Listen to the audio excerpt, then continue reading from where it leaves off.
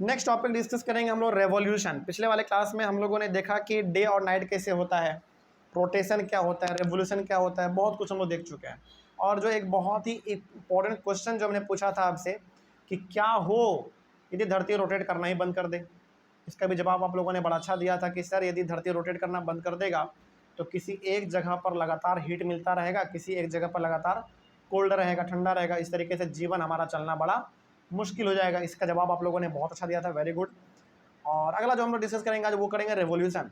अब आपको रेवोल्यूशन का मतलब पता है क्या होता है? रेवोल्यूशन का सिंपल सा मतलब हो गया कि धरती यदि सन के चारों तरफ घूम रहा है तो वो हो गया हमारा रेवोल्यूशन, सिंपल। तो वही यहाँ पे लिखा हुआ है कि revolution is the movement of the earth around the sun in a fixed path और ऑर्बिट। मतलब कि यदि एक फिक्स्ड पाथ, मतलब एक रास्ता है, सन के चारों तरफ एक रास्ता बना हुआ है, क्या वो रास्ता आपको दिखता है क्या? नहीं, वो एक इमेजिनरी लाइन होता है, उसके ही ऊपर हमारा अर्थ लगातार घूमता रहता है और सन का चक्कर लगाता रहता है। उसी मूवमेंट को हम लोग कहते हैं रेवोल्यूशन, सिंपल।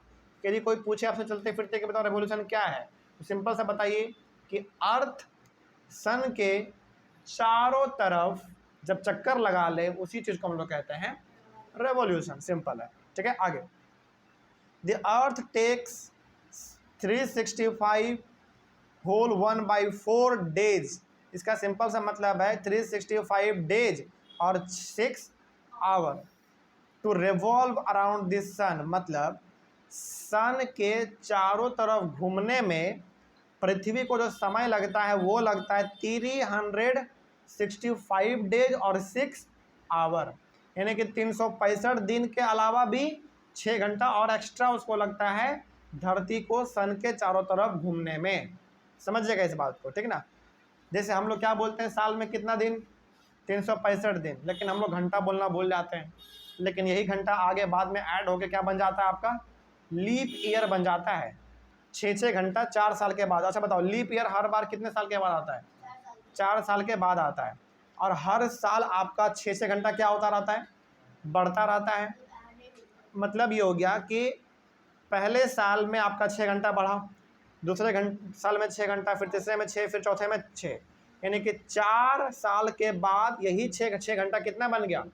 24 घंटा बन गया। इसीलिए चौथा साल जो आपका होता है वो लीप ईयर होता है, जिसमें फरवरी 28 दिन का नहीं बल्कि 29 दिन का होता है, 29 डेज का होता है। सॉरी, समझ गए बात को? देखना पड़ेगा। था ये पता नहीं, हमको याद नहीं है, देखना पड़ेगा। खैर आगे बढ़ते हैं। तो धरती को सन का चक्कर लगाने में टोटल समय कितना लगता है? 365 डेज और 6 आवर लगता है, ठीक ना। आगे बढ़ते हैं। और इसी को हम लोग कहते हैं कि 1 साल लग गया भाई सूरज का चक्कर लगाने में, है ना। आगे, 6 hour saved every year and is added to the month of February to make a whole day.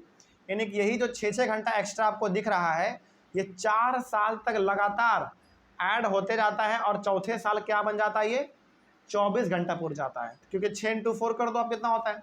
24 होता है। यही 24 बनकर फरवरी का जो महीना है वो 28 दिन का नहीं होकर बल्कि 29 दिन का हो जाता है, क्योंकि 24 घंटा मतलब कितना दिन? एक दिन, है ना। आगे, 10 every 4th year February is of 29 days, यानी कि हर चौथा साल जो आपका होगा उसमें फरवरी कितने महीने का होगा? 29 डेज का होगा, यानी कि हर 4 साल पे आता है। जैसे हर 4 साल पे आपका वर्ल्ड कप होता है ना क्रिकेट का, उसी तरीके से हर 4 साल पे आपका लीप ईयर आता है। मतलब कि फरवरी का जो महीना है वो 29 दिन का होता है हर 4 साल पे। अच्छा, कोई यदि आपसे यहाँ पे कॉमन से सवाल पूछ ले कि बताओ हर 4 साल पे फरवरी का जो महीना है वो 28 दिन का ना होके 29 दिन का होता है, ऐसा क्यों? तो बताइएगा सिंपल सा कि देखिए, धरती को सन का एक चक्कर लगाने में पूरा लगता है 365 दिन और 6 घंटा। तो 365 दिन का मतलब हो गया 1 साल, और ये जो 6 घंटा एक्स्ट्रा है, यही 6 घंटा यदि 4 साल का हम लोग जोड़ दें तो कितना हो जाएगा? 24 घंटा हो गया, 24 आवर हो गया। यही 24 आवर को हम लोग एक दिन में कन्वर्ट कर देते हैं पूरा, और वो दिन होता है हमारा फरवरी का 29वां वाला दिन। इसीलिए फरवरी आपका हर 4 साल पे कितने का होता है?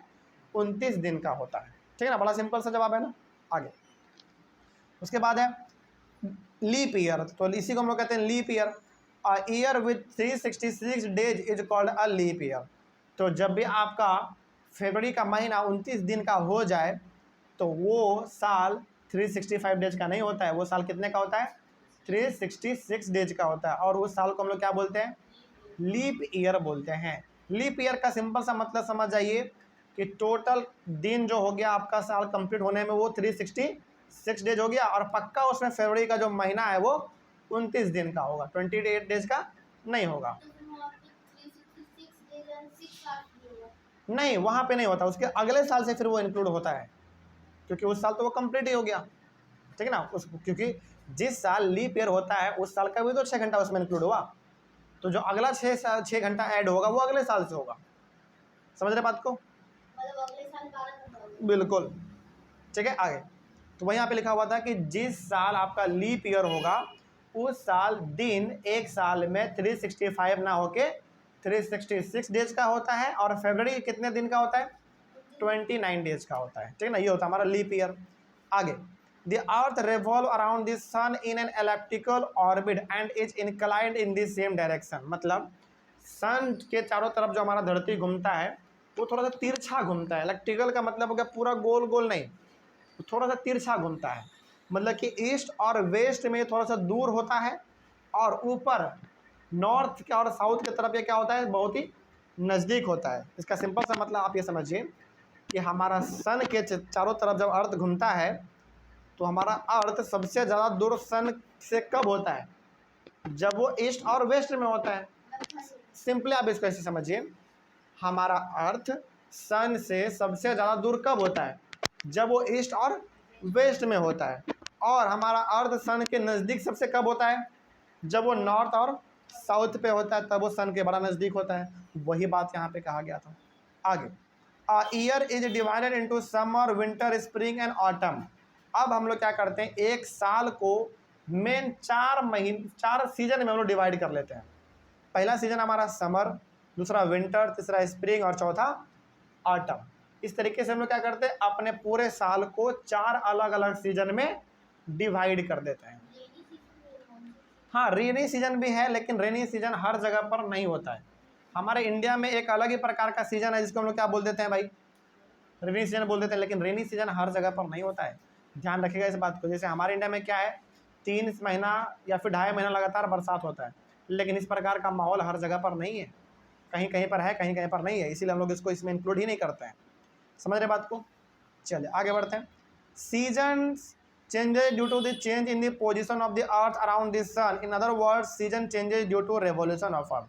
मतलब सन के चारों तरफ जो हमारा अर्थ घूम रहा है इसके वजह से ही हमारा सीजन चेंज होता है, या फिर आप इसको ऐसे भी कह सकते हैं कि रेवोल्यूशन के वजह से ही सीजन चेंज होता है। अब आपके माइंड में कन्फ्यूजन हो गया होगा, चलिए हम उस कन्फ्यूजन को दूर कर देते हैं। डे और नाइट होता है किसके वजह से? रोटेशन या रेवोल्यूशन की वजह से? रोटेशन के वजह से। और जो सीजन होता है चेंज वो किसके वजह से?